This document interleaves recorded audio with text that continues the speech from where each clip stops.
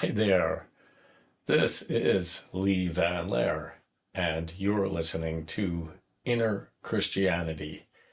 And already, right at the beginning of this program, we have reached the dangerous moment when people expect me to say something intelligent. A terrifying moment indeed, but I shall avoid it by continuing to read Meister Eckhart's Sermon number 7. Ha! Escape is at hand.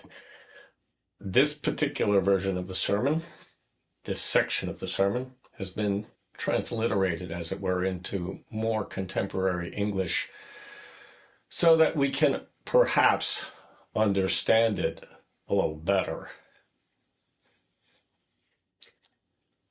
God grants us the ability to know Him.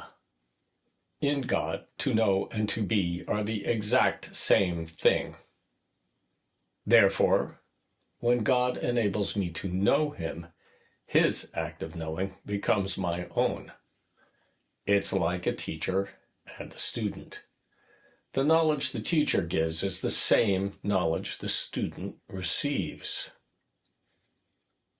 Because his knowing is now mine, and because his knowing is his very heart and soul, it follows that his heart and soul are now mine. If his essence and his nature belong to me, then I am truly the child of God. We aren't just called God's children. We share the same spiritual DNA as the Son. You might ask, how can a human being share God's nature when God is nothing like us? It's true. God is unlike anything we can imagine. But that is exactly the point. Because God is unlike everything else, we have to become nothing to enter into His nature. To pass into the naked reality of God, which is the pure and essential reality of the Spirit, I must uproot and throw away everything inside of me. I have to stop trying to find things that are like God. I must be transplanted into Him so completely that we become one single thing, one substance, one being, one nature. Once this happens, God has no secrets from me. Everything He has is mine.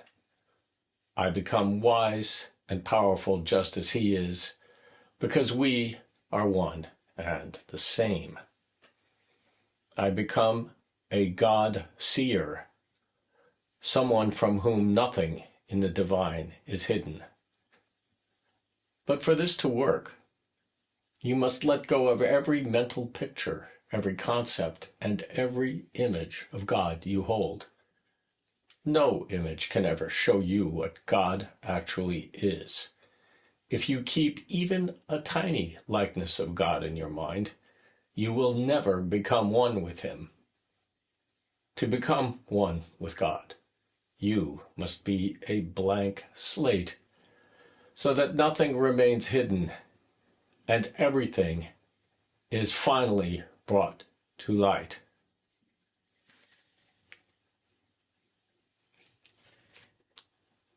We can compare this to what Gurdjieff says in his 3rd series.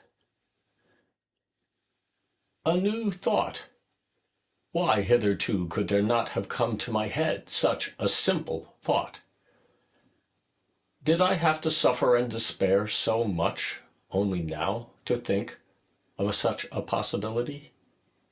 Why could I not in this instance also look to a universal analogy? And here also is God. Again, God. Only He is everywhere, and with Him everything is connected. I am a man, and such as I am, in contrast to all other outer forms of animal life created by him in his image. For he is God, and therefore I also have within myself all the possibilities and impossibilities that he has. The difference between him and myself must lie only in scale. For he is God of all the presences in the universe. It follows that I also have to be God of some kind of presence on my scale.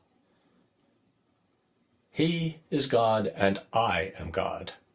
Whatever possibilities he has in relation to the presences of the universe, such possibilities and impossibilities I should also have in relation to the world subordinate to me.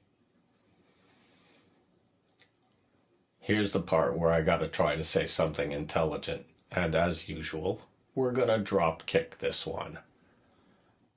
Gurdjieff sounds an awful lot like Meister Eckhart.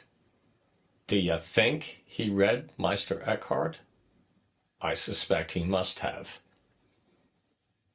His comments about searching for your own nothingness and becoming nothing are not very nearly identical to what Meister Eckhart says here.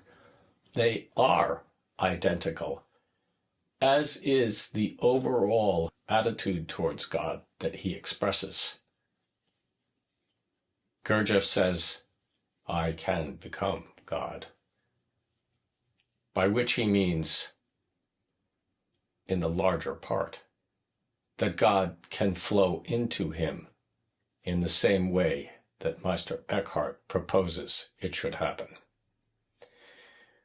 Well, these two men, then, were not very far apart in their theology, and Gurdjieff, in this particular passage, underscores his connection to the Christian esoteric tradition not once, but 2 or 3 times, with an exclamation point. This is Lee, and you've been listening to Inner Christianity. See you next time.